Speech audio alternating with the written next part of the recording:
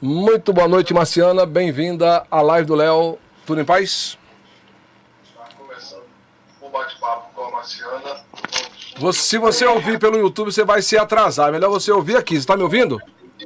Muito boa noite, Marciana. Desliga o YouTube. Pronto, boa noite, Léo. Boa noite. Toda essa. Você vai se atrasar. É melhor você ouvir aqui. Você está me ouvindo? Tô te ouvindo, sim. Tirei dele. Pois é, o pessoal fica só assistindo no YouTube. É melhor, viu? É melhor do que você ouvir lá no YouTube. Deixa eu ver se a Marciana retorna aí, pra gente poder retomar também esse bate-papo, porque sem o YouTube é melhor pra ela. Chegou aqui a Luzinete Mendonça. Eu achei que isso não iria ser só em João Dourado, greve ruim por uma parte, porque os alunos ficam sem aula. E por outro lado, se estiver ruim para os funcionários, é bem melhor para melhorar. Vamos lá. Anotar suas respostas. Pronto, Marciana, agora você me ouve bem? Pronto, boa noite. Agora eu escuto. Muito bem. Tudo Agora em paz? chegando. Como é que eu tô aí, que eu não tô me vendo? Você tá daquele jeito que você sempre foi. Pronto, tô bonita então. Bom, Marciana. Léo. Boa noite toda essa galera massa que tá aí. Rapaz, coisa boa. Que responsa minha, viu? Eu tô ligada a um bocado de gente nova aí. A gente que é veterano de assistir a live todo dia. E gratidão, viu, galera? Gratidão mesmo. Vocês sabem que vocês fazem da gente ser o que a gente é, porque toda essa força, toda essa confiança só aumenta a nossa responsa. Muito bem. Da mesma forma que nós fizemos na primeira entrevista, nós vamos fazer hoje, vamos também dar sequência com os demais. Nós elaboramos um roteiro, apresentamos aos nossos candidatos e candidatas e vamos segui-lo. Claro que você que está nos assistindo poderá perguntar também dentro da nossa proposta do Conselho Tutelar. Fique à vontade. Bom, primeiro se apresente, diga quem é, a que veio, quem é Marciana Santos. Ai, Marciana Santos. Léo, é o seguinte, boa parte do povo que nos assiste já me conhece, mas quem porventura ainda não sabe, eu sou natural daqui mesmo, eu sou da Barra, a minha mãe é Dona Zefa, tá aí assistindo, meus irmãos aí estão assistindo também, a exemplo de Ana, de Fátima, meus primos, alguns que até hoje não residem mais, mas em Barra, mas estão aí me assistindo, e assim, Léo, eu nasci, me criei por lá mesmo, pela Barra. Só depois que eu cresci, como é de praxe, né? A gente vai pra cidade grande. E aí eu vim pra cá, constituir família. Enfim, depois de algum tempo já aqui no Morro, eu comecei primeiro a minha caminhada aqui foi, na verdade, foi na igreja. Depois que eu me crismei, naquele mesmo ano, eu ingressei na catequese, comecei a participar ativamente da comunidade católica. Mas voltando aqui, eu não falei o nome de meus pais, não. Vai que a minha mãe se uma. Aí eu falei, Dona Zefa, que está aí assistindo, e meu pai é natalino.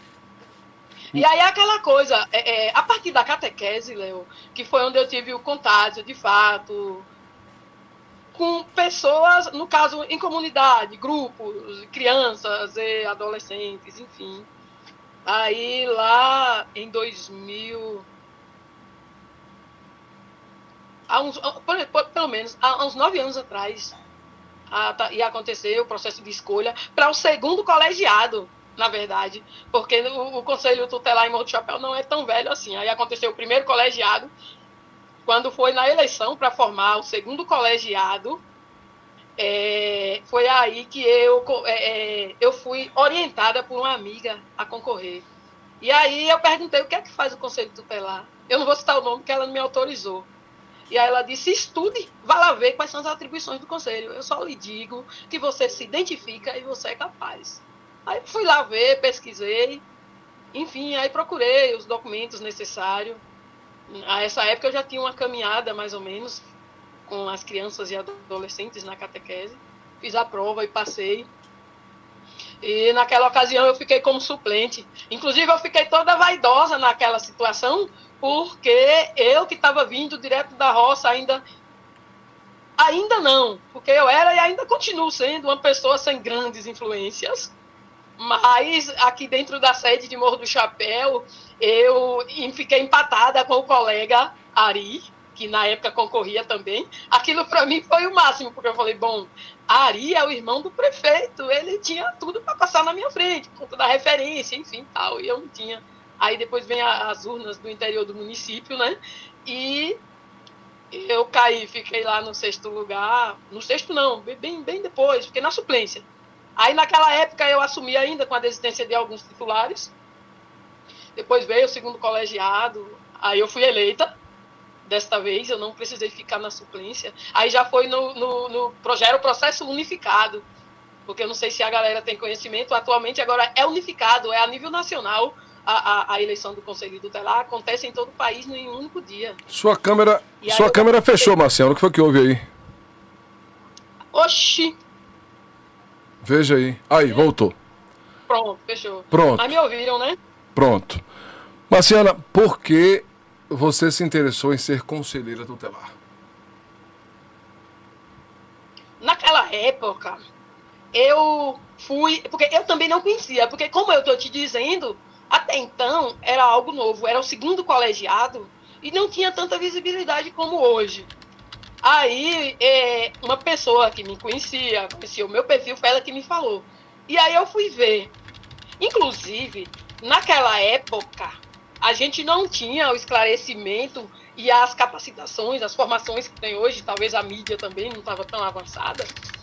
E eu pensava que era mais, eu diria que mais tranquilo a questão do Conselho Tutelar. Eu não achava que era tão trabalhoso quanto hoje, porém, porque assim, na minha cabeça, eu ia lidar diretamente com as crianças e os adolescentes. É como se eu tivesse que executar, tipo, algum tipo de serviço, como se eu fosse fazer, ao invés de eu encaminhar. E eu gosto disso. Então, naquela época, para mim, era isso. Embora não o foi. Certo. Que a gente vai aprender na prática, né? Depois, capacitações, enfim. Mas hoje, eu vejo que eu, de fato, me identifico e eu gosto de ser conselheira, exercendo, de fato, as atribuições que o próprio ECA me confere enquanto conselheira. Por falar em ECA, o que é que você pode falar sobre o ECA? Qual a sua opinião sobre o ECA, o Estatuto da Criança e do Adolescente? Léo, o ECA, para mim, é um diferencial. O ECA, eu diria que o ECA é um divisor de águas. Porque, assim, é complicado para quem não conhece de fato. E o ECA não é uma lei dentro da lei. Porque se as leis fossem cumpridas, se a Constituição, de fato, fosse levada a sério, não precisava do ECA. Porque o ECA não tem nada que seja inconstitucional, entendeu? E, por exemplo, antes do ECA, o filho chorava e a mãe não via. Porque antes do ECA, criança ou adolescente, não era criança ou adolescente, era menor. Era menor. E eu, particularmente, eu não suporto quando eu vejo chamando as crianças e adolescentes de menor. Menor o quê? Menor porte? Menor importância? Okay. Inclusive, adolescente infrator, a galera aí chamou de menor infrator. Não, adolescente infrator, por que não? É uma criança ou é um adolescente. Uhum. Esse termo, menor, embora é usado por... A maioria, inclusive, no judiciário hoje é usado. Mas o ECA veio exatamente para dar o mínimo de dignidade a crianças que, porventura, não o tinham. Porque, para quem não conhece, de fato, o ECA é uma lei que veio para dizer que pai e mãe não podem educar o filho. O ECA veio para dar liberdade, eu diria libertinagem. Porque liberdade, sim. Liberdade todo mundo precisa ter, isso é constitucional. Mas para o que a maioria pensa, e até por ter uma visão deturpada ou por conta de situações diversas, algumas pessoas veem desse jeito. Mas o ECA, de fato, é garantia de direito. O ECA veio para que, se o ECA de fato for seguido, só vai assegurar que crianças e adolescentes tenham seus direitos garantidos como sujeitos de direito, que de fato são, tanto quanto nós, adultos, cidadãos comuns. que antes não eram vistos. Porque antes era primeiro nós, depois as crianças, depois os meninos. Ok. Bom, você falou no antigamente, e no antigamente a gente tinha criança lustrando sapato, carregando feira, ajudando na roça e ainda dava conta da escola. Hoje não pode mais, né? No entanto, as crianças hoje são usadas para as coisas piores, como os famosos aviãozinhos do tráfico. Qual é a sua opinião? Então, isso depende da forma como a gente vê. Porque, assim, eu, por exemplo, Léo, os meus pais não tinham esclarecimento e condição financeira para me dar uma educação de qualidade, para que investisse na minha educação e eu me dedicasse a isso de fato. Para, a partir daí, na época ideal, eu ir para a escola. Só que eu não fui. Mas meus filhos não o vão. Porque hoje eu tenho conhecimento de causa. Porque é aquela coisa. Naquela época, você tinha que ajudar na renda de casa. Ou você trabalhava, ou todo mundo passava fome junto. Porque, assim, o provedor da família, no caso o pai, já tinha ciência que os meninos estavam crescendo. E tinha que ir. E que também tinha que estudar. Só que, em compensação, o que a gente tem de adultos analfabetos não está no gibi. Por que é isso? Porque, assim, criança na escola, com o tempo dedicado à escola, aprende. Mas uma coisa é você ter que estudar um turno e no outro turno você tem que estar trabalhando. Você fica na escola com sentido no trabalho. Fica na escola com sentido no trabalho. E aí é onde entra o cuidado da família. Porque, por exemplo, a gente via e ainda vê algumas crianças, que são crianças, né, adolescentes, o são, na feira, ainda hoje carregando feira. Inclusive me irrita quando eu vejo pessoas de alto poder aquisitivo indo na frente, na maior pose, e a criança atrás, às vezes com uma carroça imensa. Porque aquilo ali não é adequado para a idade dele. Ali é peso, ele força a coluna, enfim. Os especialistas falam melhor sobre isso, interferem em tudo, inclusive no crescimento. Sem contar que enquanto eles estão ali para prestar o serviço, para levar a renda para casa, a gente tem N situações. Se conta um ou outro que, de fato, os pais são guerreiros e estão trabalhando. Mas já foi constatado. Pais que ficam em casa, estou falando de pai e de mãe, e que põem os filhos lá para sustentar, porque os meninos precisam ir lá ganhar enquanto eles estão em casa. Só que lá sim, eles estão expostos, porque ali a gente sabe que a criminalidade está em todo canto. Sim. E quando se trata de uma criança que é realmente interessado e que já sabe passar o troco, contar as moedas, enfim, o sujeito está ali de olho, dizendo que aquele ali é presa fácil. É presa fácil. Principalmente por ele ser inteligente, não vai levantar suspeita, e por ser de família, entre aspas, direita. Direita, né? Muito bem. E hoje eu vejo assim, Léo, porque eu tinha que trabalhar. E hoje as famílias ganham. Uma das condicionantes dos programas sociais aí, exemplo do Bolsa Família, é a criança estar na escola. Ou o adolescente. Sem contar, tinha parado, mas agora eu vejo que já voltou, inclusive aqui no município, as oficinas, no contraturno. Por que não deixar estudar? E outra coisa, quando fala, mas é melhor trabalhar do que traficar, do que roubar, enfim. Mas a lei não diz que adolescente não pode trabalhar. A lei veda é criança. Mas o adolescente tem a faixa etária dele começar a trabalhar. Inclusive, tem a lei do jovem aprendiz, adolescente aprendiz. Tem a lei do primeiro emprego. Enfim, e inclusive que dá todos os direitos dele garantidos, desde que não seja num serviço degradante. Como é que dá o termo técnico para aquela situação de perigo? Me passa vulnerabilidade, periculosidade? Sim, tem outro termo, Léo, mas é exatamente isso aí. A lei dá essa condição. É só a gente ver direito. E a família ser mais família. Inclusive, eu costumo dizer que no dia que negligência, de fato, decadeia, as famílias realmente mudam. Porque a partir da negligência é que os meninos vão para a rua. E, infelizmente, o mundo ensina. E ensina da forma que o mundo quer. Da forma pior, né? Muito bem. Abraçar aqui Lu Santos, 170294, Vitorino 477, Antônia Ribeiro da Paixão, Antônia. E a Fátima Andrade, lá de Goiânia, disse que mudou para o YouTube, que o áudio é melhor. Mas eu avisei. Ela, a Eliane de Souza do Espírito Santo, boa noite. Luzinete, olha só, querida Marciana. Boa noite, Márcia, que legal ver você aí. Está linda e maravilhosa. Canal da Liz, boa noite. Ana Rosa Conceição, Marciana, exemplo de mulher, te admiro muito. A Fátima Andrade aqui. Migrei do Insta, a qualidade do áudio aqui está melhor. E a Luzinete diz, é por isso que é por essas e outras que as coisas saíram do controle. Muito bem. A gente falou do ECA e a gente fala também do Conselho Tutelar e do CMDCA, Conselho Municipal dos Direitos da Criança e do Adolescente. As pessoas misturam os dois conselhos, cada um tem uma função própria, trabalham em conjunto, como é que a gente pode distinguir um do outro?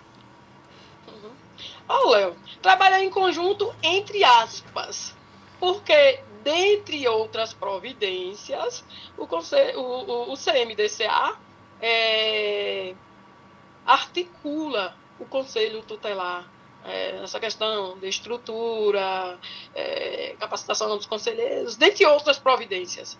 Porém, as atribuições do conselheiro são distintas, não tem nada a ver com o CMDCA. Eu diria que trabalha em conjunto, mas não trabalha. Ai. E como a gente poderia diferenciar o cidadão que não tem o conhecimento sobre cada um deles?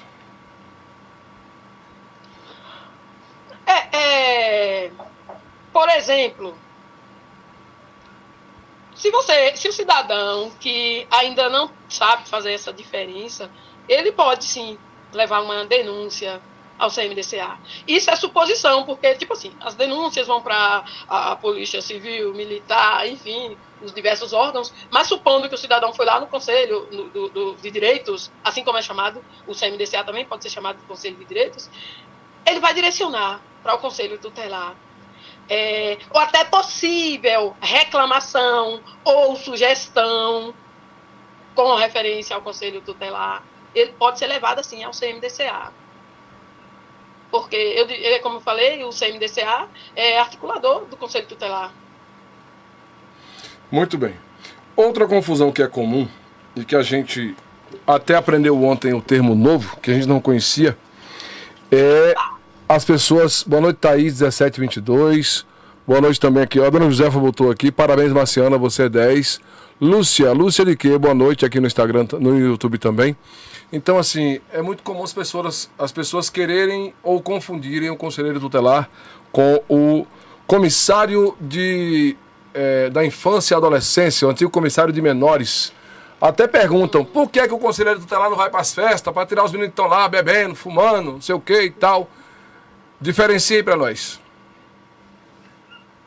É porque, assim, a população conheceu, foi o comissário de menor.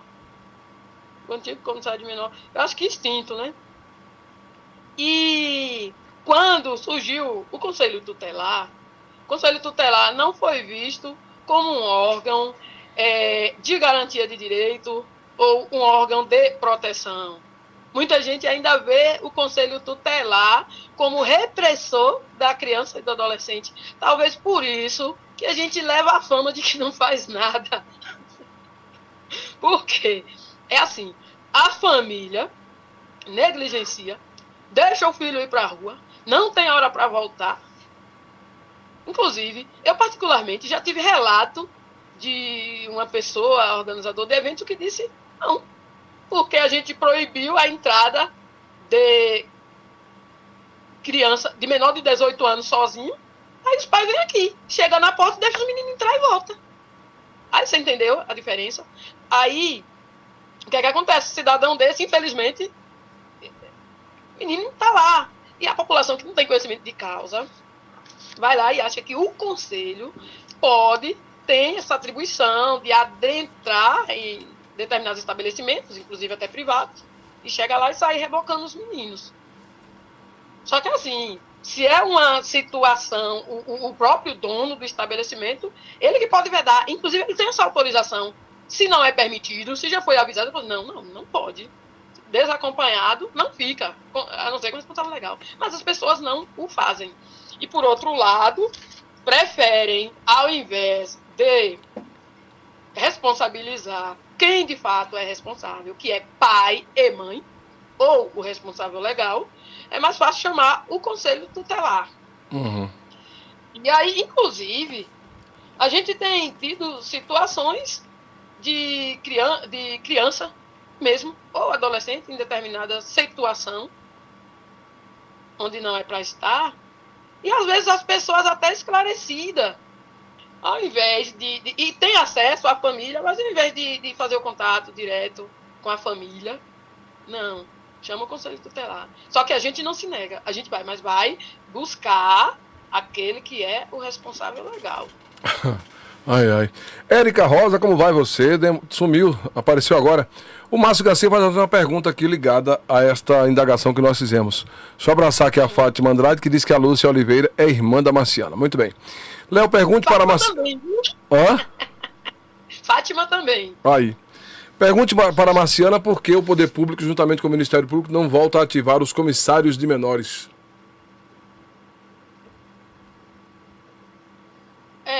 Então, eu acredito que seja uma situação que para isso deva... Eu estou falando isso por conta própria, entende?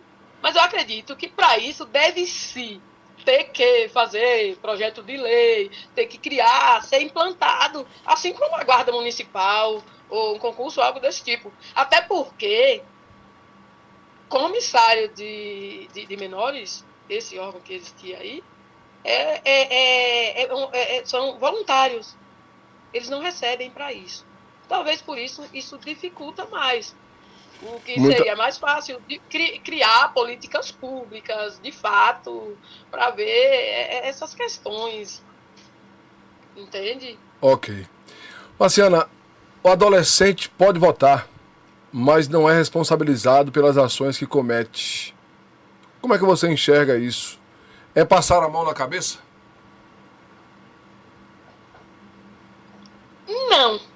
Não é. Eu costumo dizer, por que adolescente pode votar? Porque a gente vive num país que, infelizmente, para privilegiar quem já é privilegiado. Porque a gente não tem educação de qualidade, a gente não tem estrutura, a gente vive num país de pobreza e ainda não se investe no que tem que ser investido. Por quê que eu te digo isso? Porque eu sou a favor de responsabilizar, eu seria a favor de responsabilizar adolescentes pelos próprios atos a partir de quando nós tivéssemos educação de qualidade, nós tivéssemos, de fato, qualidade de vida para todos. E se nós vivêssemos num país onde qualquer tipo de maus tratos ou negligência contra a criança ou adolescente, se isso desse cadeia, se os agressores, de fato, independente de pai, mãe, se eles tivessem que responder, mas era responder legalmente, não é só ser notificado. E para isso a gente teve uma qualidade de vida perfeita. Aí sim, esse menino, essa menina teve todas as oportunidades. Por que ele se bandeou para lá? Enfim, porque a gente sabe que tem exceções, entende? Volta e meia se vê um ou outro que a gente não entende por que se perdeu. Mas na maioria das vezes é isso. As crianças são negligenciadas o tempo todo. A gente vive num país que o filho chora e a mãe não vê. Só que, ao invés dos políticos, o povinho de lá que criam as leis, que brincam de fazer leis, ao invés deles criar mecanismos para isso, é mais fácil só facilitar para os meninos votar mais cedo. Deixa eles votar. E quem quiser que se dane. Embora não é bem assim, entende?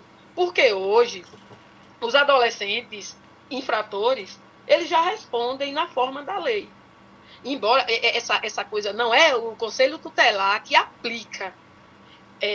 No caso de adolescente infrator, cumpre medida socioeducativa, e quem aplica essas medidas socioeducativas os equipamentos de referência lá, Ministério Público, CREAS, enfim, a gente não vai entrar nessa seara, até porque não é a nossa atribuição. Embora pode acontecer de em uma dessas medidas pode acontecer, né, de ter que passar também pelo conselho, por meio de um encaminhamento, uma visita ou algo desse tipo. Muito bom. Bom, se o pessoal que está assistindo quiser fazer alguma pergunta, fique à vontade. Eu já ia olhando aqui, o professor Evaldo faz. Marciana, qual o momento que podemos acionar o Conselho Tutelar? Boa pergunta. Travou a internet? Marciana? Sua internet... Eu vou ter que sair da live. Sua internet... Olha, Foi o quê? Não, eu só brincando aqui. Ele disse qual o horário que pode ligar. Não, quando podemos acionar, em qual momento podemos acionar o Conselho? Agora sim, eu traduzi. Sim.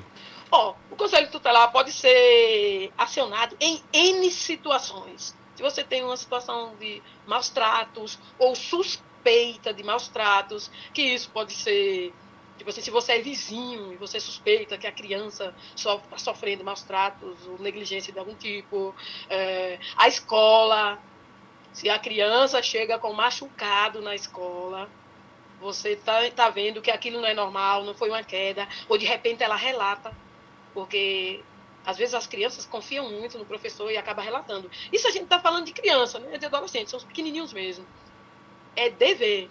Hoje, se você não faz essa denúncia, você também pode responder por o crime de conivência ou omissão, que tudo isso é só no papel, a gente sabe que na prática não acontece, porque a gente que está no ofício, a gente vê isso todo dia. Até o médico, se a criança foi para o médico e lá ele notou que ela foi vítima de qualquer tipo de maus tratos, pode acionar o Conselho Tutelar. Uhum. A Lúcia diz aqui, boa noite, Marciana, estamos na torcida.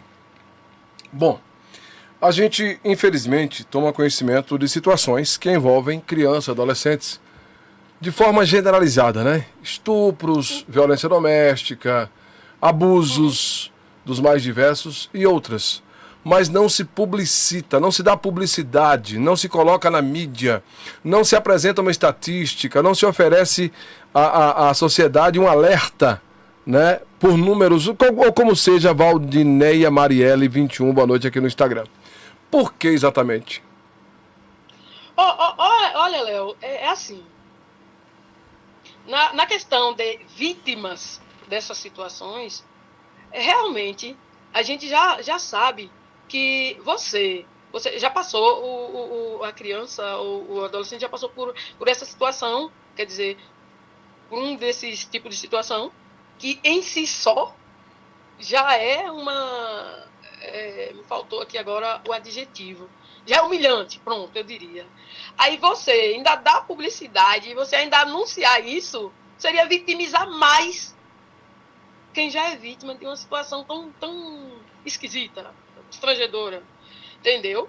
Quanto à questão dos adolescentes infratores, também não dão a publicidade, mas isso a gente vê que agora não é só na questão dos adolescentes, e que também não deixa de não ser também para proteger, porque a depender da situação não é interessante que dá abertura, porque do mesmo jeito que a galera, enfim, pode querer se vingar de um adulto, com a criança não é do mesmo jeito, ou com o adolescente, depende daquilo que foi cometido. Porque a gente sabe, apesar de criança, ou apesar de adolescentes serem vítimas, também podem cometer atrocidades, a gente sabe disso. E nem por isso também não precisa protegê-los. Entendeu? Agora que respondam na forma da lei. E quanto a essa questão de estatísticas, as estatísticas são apresentadas sim. Porém, Onde? a gente não vê em noticiários, enfim, mas em ocasiões específicas, por exemplo, a gente já teve a oportunidade de ver isso, por exemplo, em conferências, em fóruns, em situações adversas, que é a necessidade de fazer esses levantamentos, inclusive para o sistema, e geralmente é apresentado para a rede. E por que não apresenta isso mensalmente para a imprensa? Não dá essa informação para a comunidade, para a sociedade perceber como estão nossas crianças e nossos adolescentes? Boa, é interessante. Inclusive, vai até uma sugestão para a imprensa, em si, eu não digo Léo Ricardo Notícias, eu digo a imprensa, provocar a rede, por exemplo, o sistema de garantia de direito, e ver com eles a possibilidade, porque uma coisa é você divulgar estatística, né? Você não está divulgando as pessoas onde estão ou como estão, divulgar as estatísticas, até para a gente ver onde está melhorando, se precisa intensificar. Embora eu te garanto que nessas situações a gente corre o tempo todo e, infelizmente, parece enxugando gelo, mas é interessante. Ok, e Valmir de Souza por aqui pelo Instagram, Valdinéia Marielle também. Chegou aqui a Edvânia Lima no YouTube, boa noite. Dá um joinha aí pra nós, galera. E o Márcio Garcia pergunta, o que acontece se um conselheiro tutelar espancar um filho dele mesmo? Ele é caçado, será preso, como é? É um negócio meio esquisito, porque seria, no mínimo, contraditório. Porque para você passar por todo o processo de escolha, até você estar conselheiro, você de fato precisa ter perfil. Você de fato precisa ter perfil. E uma pessoa que tem o perfil para de fato estar conselheiro tutelar, eu não acredito que ele vai passar. Porque assim, a pessoa que chega a espancar, para chegar a esse tipo de situação, não vai acontecer, ele deve já ter algo que demonstra que esse cara não está bem, que ele não tem o perfil exato para estar ali. Inclusive, eu acredito que por si só, uma pessoa que é violenta nem vai querer concorrer a uma vaga dessa. E se porventura acontecer, naturalmente, ele vai ter que responder na mesma forma que qualquer outro cidadão que assim o fosse. Então, pelo que você diz, o processo de escolha não é só a eleição. Tem uma situação anterior, uma investigação social. Parece que a sua câmera fechou de novo. Ai, meu Deus do céu, meu celular está sensível. Eu não posso me movimentar. Sim, eu não diria uma investigação, Léo. Mas é assim, a comissão do processo de escolha, que é formada pelo CMDCA, também Ministério Público, o Ministério Público fiscaliza, entende? Tipo tá ali, né, para dar o suporte. Eles analisam, eles pedem uma série de documentos e analisam. Tem praticamente aquilo que é básico, inclusive antecedentes criminais, ou seja, a tua vida pregressa, não tão aprofundada, entende? Porque você não vai fazer uma investigação profunda, mas eles pegam o suficiente para analisar um breve perfil do candidato, inclusive a experiência com este público. Muito bom.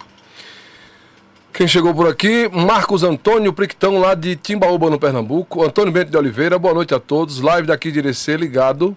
Marciana, por todo o trabalho prestado por você junto à comunidade na sua função, apoio e recomendo a opção de voto. Só engrandece o debate com conhecimento, enriquecendo o trabalho no dia a dia. Bom, algumas pessoas entendem que há conselheiros que estão ligados partidariamente às gestões municipais. O que é que você acha disso? Acha correto? Olha, Léo, isso acontece, é mais comum do que parece. E na maioria dos municípios, eu particularmente não tenho muito o que dizer, porque graças a Deus não é o meu caso. Porém, o Conselho Tutelar não deve se misturar. Não deve. Porque, querendo ou não, fica meio que tendencioso. Fica tendencioso. E quando você está conselheiro, automaticamente você já está, eu diria que, na gestão.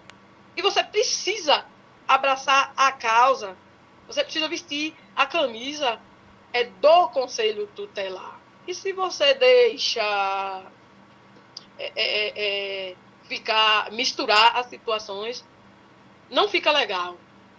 Para o desenvolvimento no trabalho, não fica não. Bom. Mas acontece muito. Ok. Rômulo Moura, boa noite. Joyce Lene também aqui no Instagram, boa noite. Sempre a sugestão, quem está no Instagram, migrar para o canal Léo Ricardo Notícias no YouTube, é lá que está a nossa convidada. A eleição é 1º de outubro, né? Morro de Chapéu tem 4 sessões na sede, 3 no interior. Como é que está essa correria? Meu irmão, esse ano com essa questão aí de a urna eletrônica, muita coisa mudou. Só pode Alguns votar em locais um. que antes tinha sessão, agora não tem. Voto único. Então é tudo muito novo. Mas a gente está aí na correria e confiante, até mesmo, assim, sabe, pelo trabalho que a gente presta. A gente confia nisso. E também nos amigos. Por que não? Porque os amigos que conhecem a sua trajetória de vida, sabem da tua responsabilidade, sabem do teu caráter, sabem como você veste a camisa do conselho. E a gente conta com isso. Porque esse ano vai ser realmente bem corrido, vai ser bem disputado, mas a gente está aí. Muito bom. Bom, nós temos ainda 5 minutos para suas considerações finais, para pedir o voto, para apresentar-se como você achar melhor, para sua mensagem, para orientação ao seu eleitor. Fique à vontade. Pois bem, é por isso, por tudo isso que a gente falou durante esses quase 40 minutos, Léo,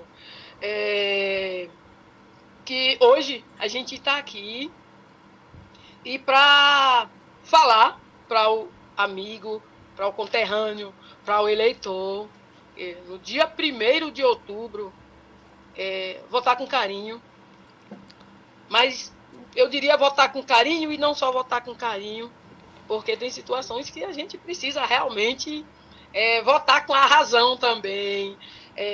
Não que a gente não, como é que diz? Não que eu desmereça os colegas, não é isso.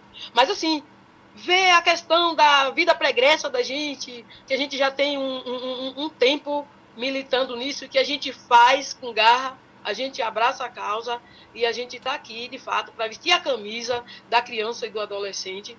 A gente briga por garantia de direito, de fato. A gente não está aqui para se aparecer, porque quem nos conhece sabe que estar conselheiro tutelar hoje não é uma situação de ostentação, status, essa coisa. É juntar o útil ao agradável. Porque não é só o salário. Não é só isso que está em jogo. Chega a ser situação de risco, Marciana? Chega a ser. A depender da situação. Porque a gente lida com N pessoas e a gente nunca sabe quem é a outra pessoa. A gente nunca sabe quem está na outra porta, na porta da casa onde a gente vai bater, entende? A gente bate na porta sem saber quem vem de lá. E essa coisa. E assim, a gente precisa ser sensível, precisa tratar o outro como a gente queria ser tratado, precisa ter sensibilidade e são qualidades que a gente vai vendo que, de um nada, eu falando aqui, você diz, é romantismo, mas não é romantismo, porque só procura o conselho tutelar quem de fato precisa. Ninguém vai até o conselho tutelar se a situação não pede. E do mais, pedir aqui, dia 1º de outubro, procura a sua sessão. A gente vai estar divulgando os locais de sessão, o número da sessão, onde ela vai estar, leva o título e o RG. Olha nós aí, Léo. Inclusive, os adolescentes a partir de 16 anos já votam. Tem uma pergunta aqui para você que eu não sei se vai dar tempo para responder. Qual o critério de escolha dos locais de votação, uma vez que povoados e regiões importantes ficaram de fora? A escolha mais parece tentativa de beneficiar alguém ou alguns. Antônio Bento. Olha, na verdade, a gente não tem informação sobre. O que chegou até a gente é que o TRE liberou esses locais aí e a gente não tem maiores informações não, porque a gente não tem acesso a essa articulação não. Ok. Abraçar a Carla Maine, cantora da por aqui. Pedir a todo mundo 456, vote Marciana. Eu não sou um ET, viu, gente? Não precisa ter medo. Eu sou marciana, mas não vim de Marte. Eu não moro lá no disco. Vota 456 até o dia 1º de outubro, com fé em Deus. E a gente espera encontrar vocês. E um grande abraço a todos. Gente, abraço a todo mundo que veio participar da live. Tem um monte de gente aí que eu tô ligada que chegou hoje aí. A gente, sabe, fica radiante, feliz da vida. Abração a todo mundo. Agradecer a você, Léo, pela oportunidade. E também aos colegas concorrentes que estão aí. Amanhã é vocês, viu, gente? Tinha tanta gente me desejando boa Eulina, sorte, eu já tava com amanhã é Eulina. medo. Hã? Amanhã é Eulina. Pronto, amanhã é Eulina. Amanhã, inclusive, já dizendo os meninos, por conta da nossa participação, amanhã começa o novenário da Festa de Nossa Senhora da Graça. Não vou ter a oportunidade de assistir vocês, mas depois eu vou assistir na íntegra. Grande abraço para vocês, viu, gente? E boa sorte para nós. Muito bem. 456 é o número. Vote Marciana. E é para continuar na luta pela garantia e efetivação dos direitos da criança e do adolescente. 456.